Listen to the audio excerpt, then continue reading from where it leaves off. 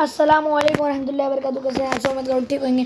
And میرے درس تو پارٹ 2 چلیے اسٹارٹ کرتے ہیں. اگر آپ ہمارے چینل پر نئے ہوں تو ہمارے چینل پر بیل آئیکن کا بٹن دبا دیں تاکہ ہمارے نئے نئے ویڈیوز آپ تک پہنچ سکے. چلیے اسٹارٹ کرتے ہیں.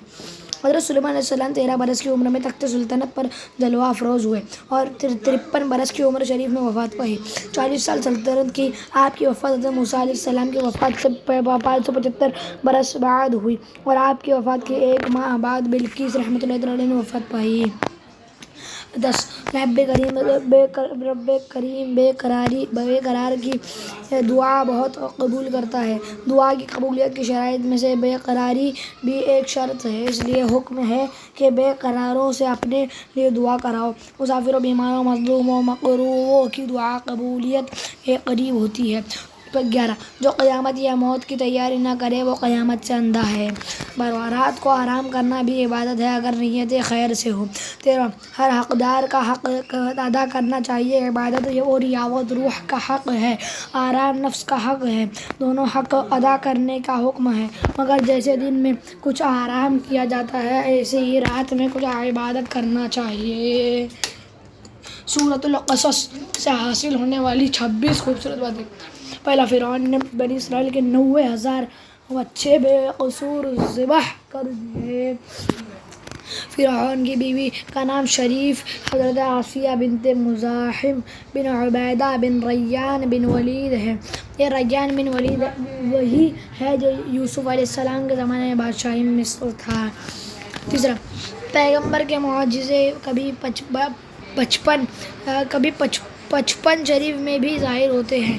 موسیٰ علیہ السلام کا اپنی ماں کے سوا کسی دائی کا دودھ نہ پینا آپ کا معجزہ ہوا. اسے ارحاس کہا جاتا ہے. جیسے عیسیٰ علیہ السلام کا بچپن میں کلام فرمانا. چوتھا، نیک اعمال کی برکت سے اللہ پاک کی طرف سے علم کامل ملتا ہے اور عالم کے عمل میں برکت ہوتی ہے. علماء کو چاہیے کہ اعمال صالحہ کیا کریں. پانچواں، اللہ پاک پیغمبروں کو روحانی طاقت کے ساتھ جسمانی طاقت بھی کامل عطا فرماتا ہے. ان کو قوت فرشتوں سے بھی زیادہ ہوتی ہے. چھٹا، خطرناک جگہ سے نکل جانا اور جان بچانے کی تدبیر کرنا سنت انبیاء ہے. ساتواں، اگر عورت ضرورتاً باہر جائے تو مردوں سے علیحدہ رہے، بھیڑ میں داخل نہ ہو. آٹھواں، اگرچہ سنت یہ ہے کہ پیغام نکاح لڑکے کی طرف سے ہو لیکن یہ بھی جائز ہے کہ لڑکی والوں کی طرف سے ہو. نوواں، طاقت لسانی اسپیکنگ پاور اللہ کی بڑی نعمت ہے. اگر تقویٰ کے ساتھ ہو یا بغیر تقویٰ عذاب ہے. 10واں، مبارک ہے وہ جو بزرگوں کے کہنے سے درست ہو جائے. منحوس ہے وہ جسے زمانے درست کریں. 11، پختہ اینٹ فرعون نے ایجاد کی اور کفار کی ایجاد سے فائدہ اٹھانا جائز ہے. آج دنیا پختہ اینٹوں، ریل اور تاروں وغیرہ سے فائدہ اٹھا رہی ہے. 12واں، کفار کے کفر و عذاب میں غور کرنا حکم الہی ہے، یہ بھی عبادت ہے. نگاہ مصطفیٰ صلی اللہ علیہ وسلم کے کمالات. 13واں، نبی کی نگاہ گزشتہ، آئندہ، موجودہ، معدوم سب کو دیکھ لیتی ہے. حضور صلی اللہ علیہ وسلم نے معراج کی رات ان لوگوں کو دوزخ میں عذاب پاتے دیکھا جو حضور صلی اللہ علیہ وسلم کی وفات کے 100 سال بعد پیدا ہوں گے.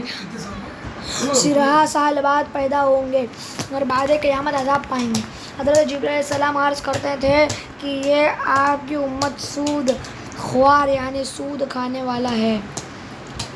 14واں، دنیا میں کسی کا برا چرچا اللہ کی لعنت ہے اور اچھا چرچا اللہ کی رحمت ہے.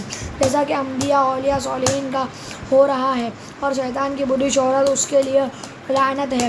حتیٰ کہ کفار بھی شیطان کی بدنامی سے واقف ہے کیونکہ اگر انہیں کوئی شیطان کہہ دے تو اسے گالی سمجھتے ہیں. 15، گزشتہ انبیاء کے دین ان کے کچھ عرصے کے بعد مٹ جاتے تھے. یہ ہمارے حضور صلی اللہ علیہ وسلم ہی کی شان ہے کہ اتنی دراز مدت گزرنے کے باوجود حضور صلی اللہ علیہ وسلم کا دین قائم ہے، قرآن ویسے ہی موجود ہے۔ 16واں، حجاز عرب میں حضور صلی اللہ علیہ وسلم سے پہلے کوئی نبی سوائے حضرت اسماعیل علیہ السلام کے نہ آیا۔ جس آسمان پر سورج ہوتا ہے وہاں کوئی تارہ نہیں ہوتا۔ 17، مکہ معظمہ میں پیداوار کچھ نہیں مگر ہر طرف سے رزق کھینچ کر یہاں پہنچتا ہے۔ جب کعبے کے دامن میں رہنے کی برکت سے انہیں امن اور رزق مل رہا ہے، تو اگر یہ کعبے والے محبوب صلی اللہ علیہ وسلم کے دامن کرم سے وابستہ ہو جائیں تو اس سے بڑھ کر امن اور روزی پائیں گے۔ کعبہ یہ حرم اجسام ہے، حضور صلی اللہ علیہ وسلم حرم ایمان ہے، جہاں ذات و صفات کے پھل آتے ہیں۔ بارگاہ الہی میں سب ہی پیش ہوں گے مگر مومن خود خوشی سے حاضر ہوں گے اور کفار جبراً حاضر کیے جائیں گے، جیسے پھانسی کے مجرم حاکم کے سامنے پیش کیے جاتے ہیں۔ 19، ایمانی تعلقات قیامت میں بھی قائم رہیں گے، نفسانی تعلقات ٹوٹ جائیں گے۔ 20، مومن کو اپنا دین قبر میں حشر ہر جگہ یاد رہے گا، وہ اپنے رب کو، اپنے نبی کو، بلکہ اپنے شیخ اور استاد کو بھی پہچانے گا۔ 21، نبوت نیابت الہیہ سے ہے جس کا انتخاب صرف رب فرماتا ہے، اور خلافت نیابت رسول ہے، اس کا انتخاب رسول فرمائے۔ یا رسول کی امت کثرت رائے سے اگر خلیفہ بھی رب کی انتخاب سے ہوا کرتے تو نبی اور خلیفہ میں فرق نہ رہے گا۔ بھائی، حضور صلی اللہ علیہ وسلم کی کسی چیز پر طعن کفر ہے، کیونکہ حضور صلی اللہ علیہ وسلم کا ہر کام، ہر وصف رب کریم کے انتخاب سے ہے۔ اب اس پر اعتراض رب کے انتخاب پر اعتراض ہے۔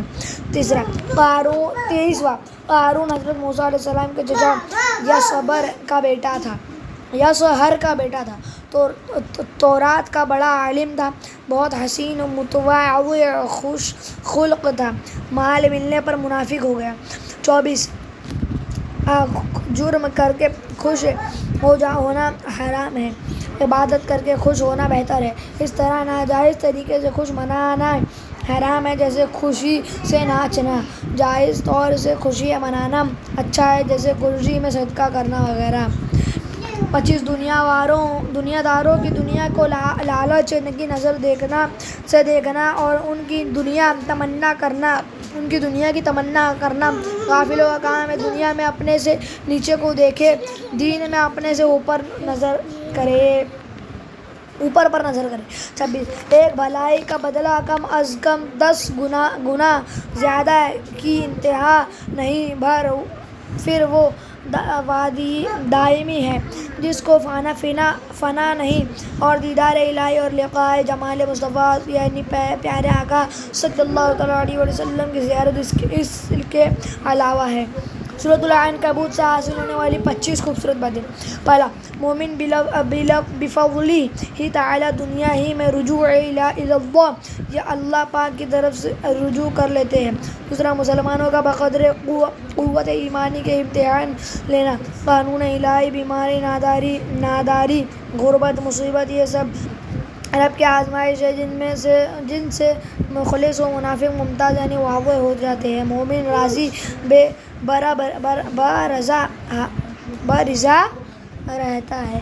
تیرا آزمائشوں کا مقصد یہ ہے کہ کل قیامت میں کسی کی سزا یا جزا پر دو سروں کو اعتراض نہ ہو۔ مثلاً امام حسین رضی اللہ عنہ کو جب اہل بیت کے سرداری دی جائے تو دوسرا یہ نہ کہہ سکے کہ ہمیں سرداری کیوں نہ ملی۔ کربلا کے امتحان نے ان کا جنتی نوجوانوں کی سرداری کا استحقاق ظاہر کر دیا۔ 4، جسے امید ہو کہ میں حق تعالیٰ کی بارگاہ میں پیش ہوں گا اور وہ میرے گناہ بخش دے گا تو اس کی یہ امید حق ہے، واقعی وہ غفور الرحیم یعنی بخشنے والا بڑا مہربان ہے۔ آج کی ہماری ویڈیو امید کو اچھی لگے گی. اگر اچھی لگی تو لائک سبسکرائب اینڈ شیئر ضرور کرنا, اور ہمارے چینل اس پر بیل آئیکن کا بٹن دبا دینا. میں انشاءاللہ کل لیکن اور ساتھ اللہ حافظ.